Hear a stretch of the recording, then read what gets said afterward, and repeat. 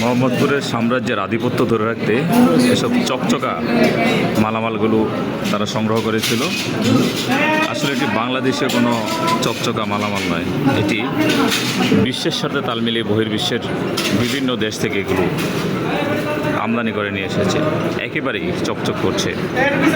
আমরা সাধারণত মোহাম্মদপুর এলাকার যেসব ভিডিও দেখি সেসব ভিডিওর মধ্যে এই চকচকা মালামালগুলো দেখা যায়। এই মালামালগুলো বিশেষ করে মোহাম্মদপুরের সাম্রাজ্যের যে আধিপত্য সেগুলো টিকিয়ে রাখতে দিনের পর দিন, যুগের পর যুগ এগুলো সংগ্রহ করা হয়। সেই সাম্রাজ্যের আধিপত্যকে পুরোপুরিভাবেই সারা দেশে ছড়িয়ে দিতে এই মালামালগুলো বিভিন্ন দেশ থেকে নিয়ে আসা হয় এবং এগুলো পুরোপুরিভাবে সারা বাংলাদেশের বিভিন্ন আনাচে কানাচে ছড়িয়ে দেওয়া হয়।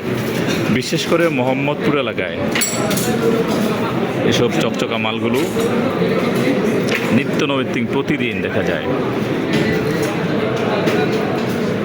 সেনাবাহিনী তাদের এই কারখানায় অভিযান চালিয়ে এসব মালামাল উদ্ধার করেছে।